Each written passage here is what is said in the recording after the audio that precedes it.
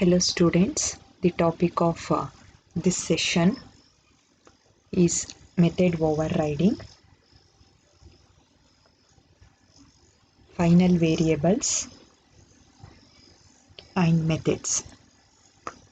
ಈಗ first method overriding ಅಂದರೆ ಏನು ಅಂತ ನೋಡೋಣ.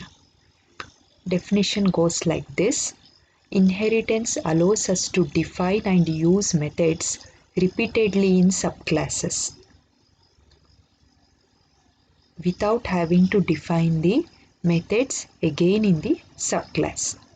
ಅಂತಂದರೆ ನೀವು ಪೇರೆಂಟ್ ಕ್ಲಾಸಲ್ಲಿ ಏನು ಒಂದು ಮೆಥಡ್ ನೇಮ್ ಯೂಸ್ ಮಾಡಿದ್ದೀರಾ ಅದನ್ನು ನೀವು ನಿಮ್ಮ ಚೈಲ್ಡ್ ಕ್ಲಾಸ್ ಅಥವಾ ಸಬ್ ಕ್ಲಾಸಲ್ಲೂ ಆ method same method name repeat ಮಾಡ್ಬೋದು without having the necessary of defining methods again in the sub class. Usually it's not allowable. Method define in the parent class ಅದನ್ನು ನೀವು ಚೈಲ್ಡ್ ಕ್ಲಾಸಲ್ಲಿ ಮತ್ತೆ ಉಪಯೋಗಿಸೋಕ್ಕಾಗಲ್ಲ. But Java allows us to declare the same method in the subclass also.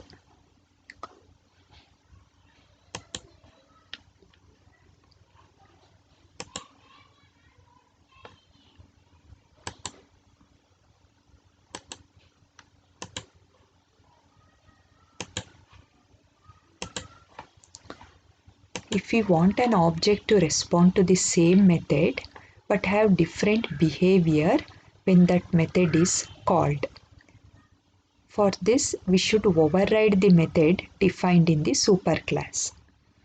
ನೀವು ಅದೇ method sub ಕ್ಲಾಸಲ್ಲೂ use ಮಾಡಿದ್ರೆ it's called as method overriding. Override ಮಾಡ್ತಾ ಇದ್ದೀರಾ.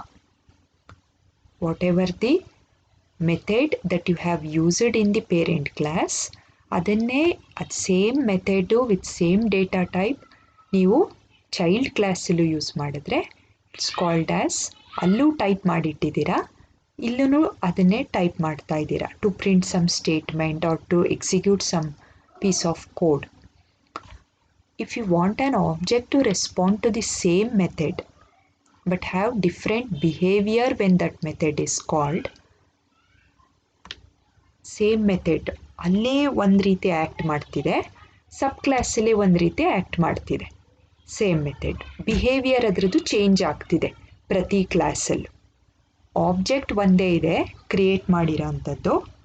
For both the methods it is behaving differently in each scope of it's class, of its own class. ಆ scope ಎಷ್ಟಿದೆ ಅಷ್ಟರಲ್ಲಿ ಅದರದ್ದು ಆ್ಯಕ್ಟಿಂಗ್ ಬಿಹೇವಿಯರು ಚೇಂಜ್ ಆಗ್ತಾ ಇದೆ. ಯಾಕಂದರೆ V have used the same method name in both the classes. ನೀವು ಇಲ್ಲಿ ಏನಕ್ಕೆ ಉಪಯೋಗಿಸ್ಕೊಂಡಿದ್ದೀರಾ ಸಬ್ ಕ್ಲಾಸಲ್ಲಿ ಆ ರೀತಿ ಇಟ್ ಶುಡ್ ಬಿಹೇವ್. ಅದೇ ಸೇಮ್ ಮೆಥಡು ಪೇರೆಂಟ್ ಕ್ಲಾಸಲ್ಲಿ ಏನಕ್ಕೆ ಉಪಯೋಗಿಸ್ಕೊಂಡಿದ್ದೀರಾ according to that code it should behave. This concept is called as overriding the method which is defined in the superclass. This is done. ಇದು ಹೇಗೆ ಅಚೀವ್ ಮಾಡೋದು? By defining a method in the subclass. ನೀವು different parameters ಹಾಕ್ಕೊಂಡ್ರೆ same method name ಇದೆ, number of parameters, data types used, return types used, ಅದು variation ಆದರೆ ಈ 3 ಐಟಮ್ಸಲ್ಲಿ ಯಾವ್ದಾದ್ರು ಒಂದು ವೇರಿಯೇಷನ್ ಆದರೂ you cannot achieve method overriding. Method overriding achieve ಮಾಡಬೇಕು ಅಂತಂದರೆ you should have same number of arguments, same return type and same method name in the sub class also. Sub ಕ್ಲಾಸಲ್ಲೂ ಅದೇ ಮೆಥಡ್ ಬರಿಬೇಕು. ನೀವು ಕೋಡ್ ಏನಾದರೂ ಬರ್ಕೋಬೋದು inside the method, but the syntax should be the same. Then you can achieve method overriding in Java.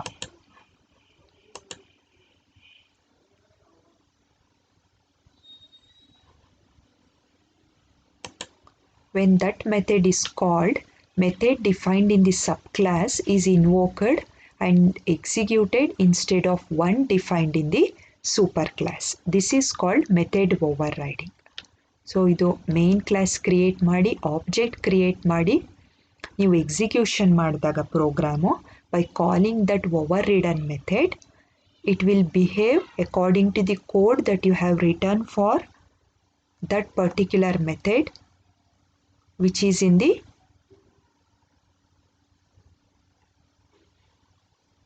subclass. It will not act according to the code which you have written for the parent class. ಏನಕ್ಕೆ ಅಂದರೆ parent ಕ್ಲಾಸ್ಗೆ ನೀವು parent ಕ್ಲಾಸಲ್ಲಿ ಇರೋ ಮೆಥಡ್ಗೆ ಏನು code ಬರೆದಿದ್ದೀರಾ ಅದನ್ನು sub class override ಮಾಡಿರುತ್ತೆ. So method whatever is there in the sub class ಅಥವಾ ಚೈಲ್ಡ್ ಕ್ಲಾಸಲ್ಲಿ ಏನು ಕೋಡಿಂಗ್ ಬರೆದಿರ್ತೀರಾ ಆ ಒಂದು ಕೋಡಿಂಗು ಎಕ್ಸಿಕ್ಯೂಷನ್ ಆಗುತ್ತೆ.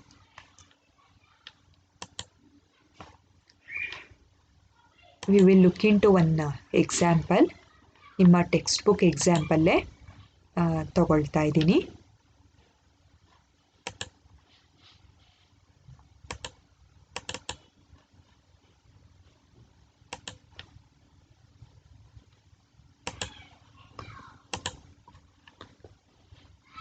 Here this is an example program for method overriding.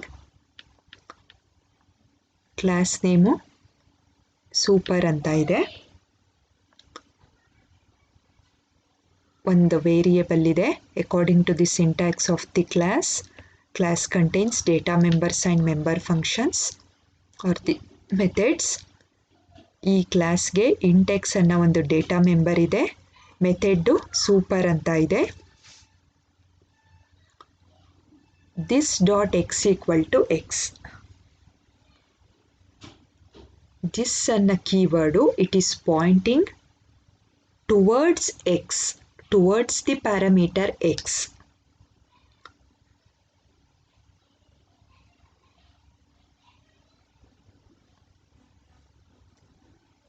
ನಾನು ರಿಪೀಟೆಡ್ ಆಗಿ ಈ ಪ್ರೋಗ್ರಾಮಲ್ಲಿ ಪ್ಯಾರಾಮೀಟರ್ ನೇಮು ಮತ್ತು ಡೇಟಾ ಮೆಂಬರ್ ನೇಮು ಸೇಮ್ ಇದೆ. ನಾವು ಪ್ರೀವಿಯಸ್ ಒಂದಷ್ಟು ಪ್ರೋಗ್ರಾಮ್ ಎಕ್ಸಾಂಪಲ್ ನೋಡಿದಾಗ ಏರಿಯಾ ಆಫ್ ಎ ರೆಕ್ಟ್ಯಾಂಗಲ್ನಲ್ಲಿ ಇಂಟ್ ಲೆಂತ್ ಇಂಟ್ ಬ್ರೆಡ್ತ್ ಅಂತ ಡಿಕ್ಲೇರ್ ಮಾಡ್ಕೊಂಡಿದ್ವಿ. ಕನ್ಸ್ಟ್ರಕ್ಟರ್ ಮೆಥಡಲ್ಲಿ ಇಂಟೆಕ್ಸ್ ಇಂಟ್ ವೈ ಅಂತ ಪ್ಯಾರಾಮೀಟರ್ ಇತ್ತು. Length equal to x, breadth equal to y ಅಂತ ಹಾಕ್ಕೊಂಡಿದ್ವಿ. But here we are making use of the same parameter name. We are making use of the parameter as x which is same as the data member. ನೋಡಿ, data member name x ಇದೆ, super method parameter name x ಇದೆ. So ಅಂಥ ಕೇಸಸ್ಸಲ್ಲಿ ನಾವು this ಅನ್ನೋ keyword use ಮಾಡ್ತೀವಿ. ನಾನಿಲ್ಲಿ method over riding concept ಹೇಳ್ತಿಲ್ಲ, ಇಲ್ಲಿ ದಿಸ್ ಅನ್ನೋ ಕೀವರ್ಡು ಏನಕ್ಕೆ ಉಪಯೋಗಿಸ್ತೀವಿ ಅಂತ ಹೇಳ್ತಾ ಇದ್ದೀನಿ. ದಿಸ್ ಅನ್ನೋ ಕೀವರ್ಡು ಡಾಟ್ ಎಕ್ಸ್ ಅಂದರೆ it's pointing towards the parameter. Equal to x ಅಂತ ಇದೆ ನೋಡಿ, ಈ ಒಂದು x it is pointing towards the data member. So this dot x equal to x ಅಂದರೆ the x which is inside the which is the parameter. ಈ right ಪೋರ್ಷನಲ್ಲಿ ಇದೆಯಲ್ಲ ಈ ಎಕ್ಸ್ ಅಂದರೆ it indicates that it's a parameter. So data member name ನಾವು parameter name ಆಗಿ same name ತಗೊಂಡಾಗ ನಾವು ಈ ರೀತಿ ಡಿಫ್ರೆನ್ಷಿಯೇಟ್ ಮಾಡ್ಬೋದು. ಅದಕ್ಕೆ ನಾವು ದಿಸ್ ಕೀವರ್ಡ್ ಯೂಸ್ ಮಾಡ್ತೀವಿ. This parameter this X is the parameter ಅಂತ ಹೇಳ್ತಾ ಇದೆ ದಿಸ್ ಡಾಟ್ ಎಕ್ಸ್ ಅಷ್ಟೇ. ಅದ್ರ ಹೊರಗಡೆ ಈಕ್ವಲ್ ಟು ಆದಮೇಲೆ ಇರೋ ರೈಟ್ ಸೈಡಲ್ಲಿರೋ ಎಕ್ಸು ಈ ಎಕ್ಸು ಡೇಟಾ ಮೆಂಬರ್ ಅಂತ ಹೇಳ್ತಾ ಇದೆ. So if you want to take the name of the data member which is same as the parameter ಅಂಥ ಕೇಸಸ್ಸಲ್ಲಿ ನೀವು ದಿಸ್ ಕೀವರ್ಡ್ ಯೂಸ್ ಮಾಡ್ಬೋದು. ನಾವು I will move on to method overriding explanation. As usual ಕ್ಲಾಸ್ನಲ್ಲಿ data member ಇದೆ, 2 methods ಇದೆ, super ಮತ್ತು display ಅಂತ. ಡಿಸ್ಪ್ಲೇ ಮೆಥಡಲ್ಲಿ you have some print statement. So according to this class ಇದಕ್ಕೆ ನಾವೊಂದು ಮೇನ್ ಕ್ಲಾಸ್ ಬರೆದು ಪ್ರಿಂಟ್ ಸ್ಟೇಟ್ಮೆಂಟ್ ಏನಿದೆ ಅದು ಪ್ರಿಂಟ್ ಆಗೋ ಹಾಗೆ ಮಾಡಬೇಕು. That is the concept.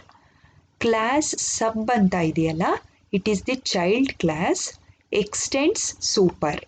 Super ಅನ್ನೋದು it's a main class or the parent class. ಈ ಒಂದು ಪೇರೆಂಟ್ ಕ್ಲಾಸ್ ಫೀಚರ್ಸ್ನ ಸಬ್ ಅನ್ನೋದು ಇನ್ಹೆರಿಟ್ ಮಾಡ್ಕೊಳ್ತಿದೆ ಎಕ್ಸ್ಟೆಂಡ್ಸ್ ಕೀವರ್ಡ್ ಇರೋದ್ರಿಂದ. ಎಗೈನ್ ಆ್ಯಸ್ ಯೂಶುವಲ್ ಇಲ್ಲೊಂದು ಡೇಟಾ ಮೆಂಬರ್ ವೈ ಅಂತ ಇದೆ. ಸಬ್ಬನ್ನು ಮೆಥಡ್ ಯೂಸ್ ಮಾಡಿದ್ದೀವಿ. ಇದರಲ್ಲಿ ವಿ ಹ್ಯಾವ್ 2 ಪ್ಯಾರಾಮೀಟರ್ಸ್. ಎಗೈನ್ ಇಲ್ಲೂ ವೈ ಅನ್ನೋದು ರಿಪೀಟ್ ಆಗಿದೆ. You can observe here y data member ಆಗಿದೆ, ಇಲ್ಲಿ ಪ್ಯಾರಾಮೀಟರು ಆಗಿದೆ. Again as I explained earlier, this dot y ಅನ್ನೋದು ಪ್ಯಾರಾಮೀಟರ್ ಹತ್ರ ಪಾಯಿಂಟ್ ಮಾಡ್ತಿದೆ. ಈ ಒಂದು ರೈಟ್ ಸೈಡ್ ವೈ ಡೇಟಾ ಮೆಂಬರ್ನ ಪಾಯಿಂಟ್ ಮಾಡ್ತಾ ಇದೆ. ಸೂಪರ್ ಎಕ್ಸ್ ಅಂತ ಇದೆಯಲ್ಲ, ನಾನು ಪ್ರೀವಿಯಸ್ ಸೆಷನಲ್ಲಿ ಡಿಸ್ಕಷನ್ ಮಾಡಿದಾಗೆ ನಾವುಗಳು ಸೂಪರ್ ಎಕ್ಸ್ ಅಂತಂದರೆ you can use this method only in the sub class super ಅನ್ನೋ ಮೆಥಡ್. ಇಲ್ಲಿ SUPR ಇದೆ ಅಂತ ನೀವು ಕೇಳ್ಬೋದು. ರೂಲ್ ಏನಿದೆ, ಸಬ್ ಕ್ಲಾಸಲ್ಲಿ ಮಾತ್ರ ಯೂಸ್ ಮಾಡಬೇಕು. ಬಟ್ ಇಲ್ಲೂ ಯಾಕೆ ಯೂಸ್ ಮಾಡ್ಕೊಂಡಿದ್ದೀರಾ ಅಂದರೆ, ಯು ಕ್ಯಾನ್ ಅಬ್ಸರ್ವ್ ಹಿಯರ್ ಇಲ್ಲಿ ಕ್ಯಾಪಿಟಲ್ ಲೆಟರ್ ಇದೆ S.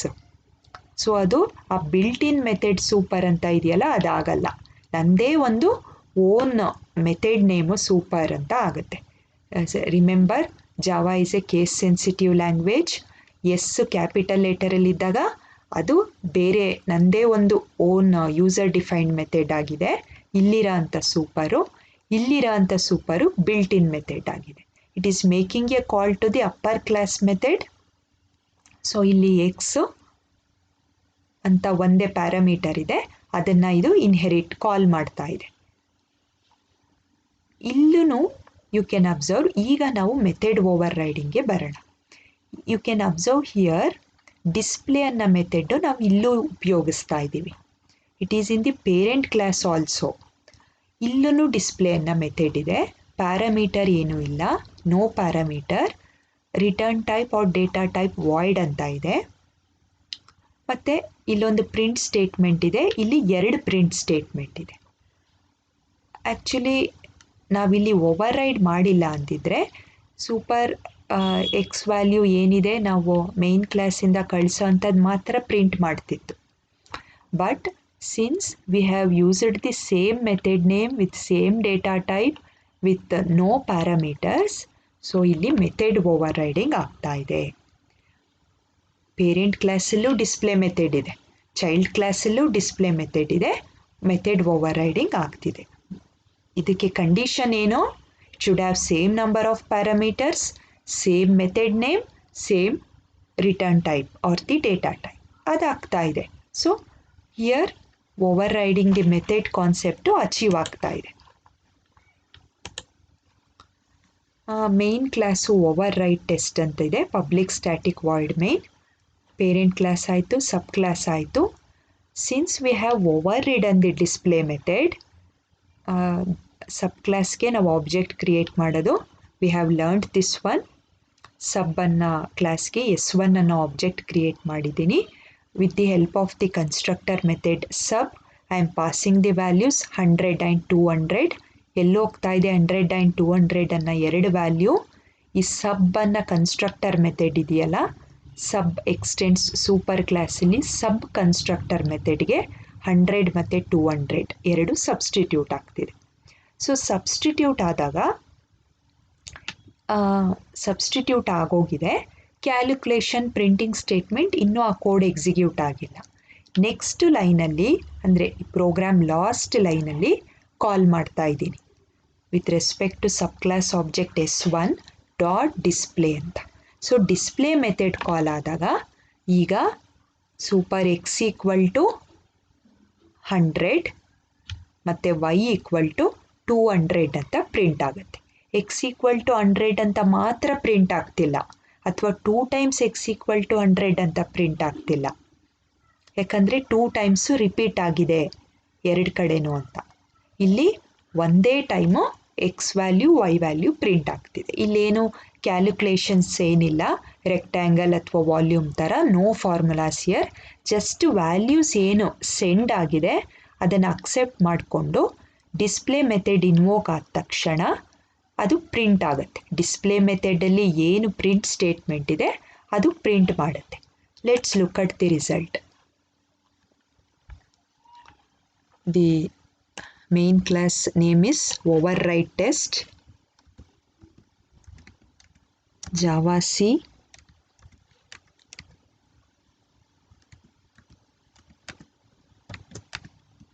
override test dot java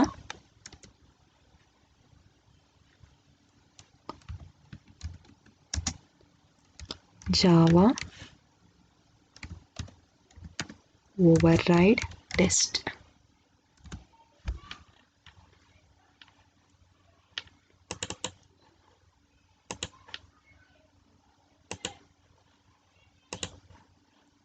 As you can observe here, ನಾನೀಗ ಕಮಾಂಡ್ಸ್ ಕೊಟ್ಟು ರನ್ ಮಾಡಿದ್ದೀನಿ.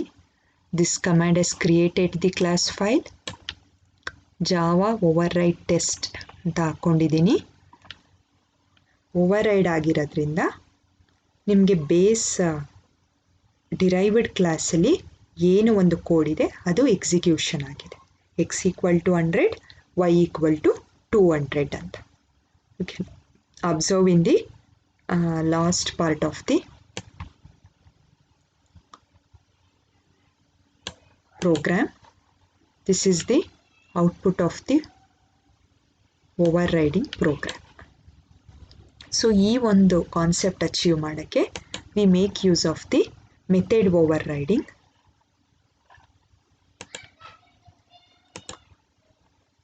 Coming to the next topic here, that is simple concept. ಇದಕ್ಕೆ programs ಇಲ್ಲ.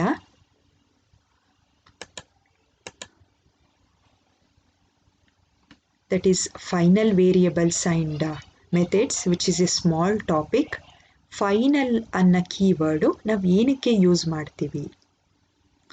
along with the variables or the data members ಮತ್ತು methods ಜೊತೆ final ಅನ್ನೋ ಒಂದು keyword ಹಾಕಿದಾಗ ಏನು ವೇರಿಯೇಷನ್ ಆಗುತ್ತೆ, that we are going to discuss here.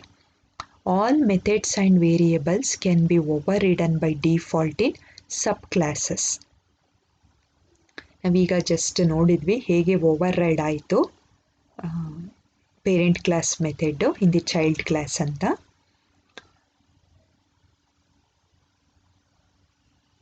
ಆ ರೀತಿ ನೀವು ಮೆಥಡ್ ಓವರ್ ರೈಡಿಂಗ್ ನೋಡಿದ್ವಿ. ವೇರಿಯೇಬಲ್ಸು ಓವರ್ ರೈಡ್ ಮಾಡ್ಕೋಬೋದು. ಪೇರೆಂಟ್ ಕ್ಲಾಸಲ್ಲಿ ಯೂಸ್ ಮಾಡಿರೋ ವೇರಿಯೇಬಲ್ಲೇ ನೀವು ರಿಪೀಟೆಡಾಗಿ ಚೈಲ್ಡ್ ಕ್ಲಾಸಲ್ಲೂ ಯೂಸ್ ಮಾಡ್ಬೋದು, but with same number of parameters, return type and method name, variable name. If you wish to prevent the subclasses from overriding the members of the superclass, ನಾನು ಯಾವುದೋ ಒಂದು ಜಾವಾ ಪ್ರಾಜೆಕ್ಟಲ್ಲಿ ವರ್ಕ್ ಮಾಡ್ತಾ ಒಂದು ಮಾಡ್ಯೂಲಲ್ಲಿ work ಮಾಡ್ತಾ ಇದ್ದೀನಿ. Second ಮಾಡ್ಯೂಲಲ್ಲಿ second ಕ್ಲಾಸಲ್ಲಿ ಇನ್ಯಾರೋ employee work ಮಾಡ್ತಾ ಇದ್ದಾರೆ. ಸೊ ನಾನು ನನ್ನ ಒಂದು ಬೇಸ್ ಕ್ಲಾಸ್, ಪೇರೆಂಟ್ ಕ್ಲಾಸ್, ನನ್ನ ಮಾಡ್ಯೂಲಲ್ಲಿ ಏನು ವರ್ಕ್ ಮಾಡ್ತಾ ಇದ್ದೀನಿ ಅದನ್ನು ನಾನು ಆ ಮೆಥಡ್ನ ಸೆಕ್ಯೂರ್ ಮಾಡಿ ಇಟ್ಕೋಬೇಕು. I do not want another employee who is working in another module, I do not want he to make use of the method which I have used in my project, in my module. So ನನ್ನ ಒಂದು ಮೆಥಡ್ನ ಅವರು use ಮಾಡಬಾರ್ದು ಅವರ ಒಂದು ಕ್ಲಾಸಲ್ಲಿ ಅಂತಂದರೆ ನಾನು ಅದನ್ನು ಪ್ರಿವೆಂಟ್ ಮಾಡಬೇಕು. ಹೇಗೆ ಪ್ರಿವೆಂಟ್ ಮಾಡೋದು? ಓವರ್ ರೈಡ್ ಮಾಡೋದು ನೋಡಿದ್ವಿ. ಓವರ್ ರೈಡ್ ಮಾಡ್ತಾ ಇರೋದು ಯಾರೋ ನನ್ನ ಒಂದು ಮಾಡ್ಯೂಲಲ್ಲಿರೋ ಮೆಥಡ್ ಅಥವಾ ಕ್ಲಾಸಲ್ಲಿರೋ ಮೆಥಡ್ನ ನಾನು ಪ್ರಿವೆಂಟ್ ಮಾಡ್ಕೋಬೇಕು ಅಂತಂದರೆ for security purposes we can make use of the final keyword. Final ಅನ್ನೋ ಕೀವರ್ಡು ಜಸ್ಟ್ ಅಟ್ಯಾಚ್ ಮಾಡಿದ್ರೆ ಸಾಕು. ನಾನು ನನ್ನ ಮಾಡ್ಯೂಲಲ್ಲಿರೋ ಮೆಥಡ್ಗೆ ಸೇಮ್ ಒಂದು ಮೆಥಡ್ ನೇಮು ಅವರು ಯೂಸ್ ಮಾಡೋ ಹಾಗಿಲ್ಲ. ನಾವು ಇದೇ ಪ್ರೋಗ್ರಾಮು ಏನು ಡಿಸ್ಕಷನ್ ಮಾಡಿದ್ವಿ ಅದರಲ್ಲಿ ನಾನು ಡಿಸ್ಪ್ಲೇ ಮೆಥಡ್ ಜೊತೆಗೆ ಪೇರೆಂಟ್ ಕ್ಲಾಸಲ್ಲೇ ಫೈನಲ್ ಅನ್ನೋ ಕೀವರ್ಡು ಆ್ಯಡ್ ಮಾಡಿದ್ದಿದ್ರೆ ನಾನು ಸಬ್ ಕ್ಲಾಸಲ್ಲಿ ಅದನ್ನು ಓವರ್ ರೈಡ್ ಮಾಡೋಕ್ಕಾಗ್ತಾ ಇರಲಿಲ್ಲ. That is the concept of final methods or final variables. If you wish to prevent the sub classes from overriding the method members of the superclass, we can declare them as final using the keyword final. ನೀವು syntax ನೋಡ್ತಾ ಇದ್ದೀರಾ. Show status ಅನ್ನೋ method ಯಾರು over ride ಮಾಡಬಾರ್ದು ಸಬ್ class methods ಅಂದರೆ ನಾನು final ಅನ್ನೋ keyword ಉಪಯೋಗಿಸ್ಕೋಬೋದು. Variable ನಾನು ಹಾಗೇ ಸೆಕ್ಯೂರ್ ಆಗಿ ಇಟ್ಕೋಬೋದು. ಬೇರೆ ಸಬ್ ಕ್ಲಾಸಲ್ಲಿ ವರ್ಕ್ ಮಾಡ್ತಾ ಇರೋರು, ಬೇರೆ ಮಾಡ್ಯೂಲಲ್ಲಿ ವರ್ಕ್ ಮಾಡ್ತಾ ಇರೋರು ಉಪಯೋಗಿಸ್ಕೋಬಾರ್ದು ಅಂತಂದೆ.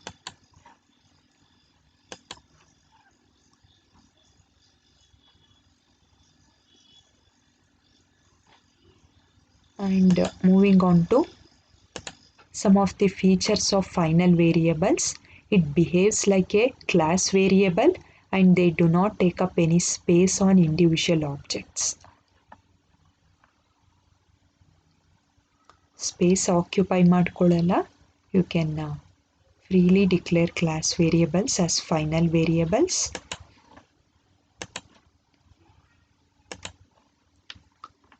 When you declare a method as final, it ensures that the functionality defined in this method will never be altered in any way.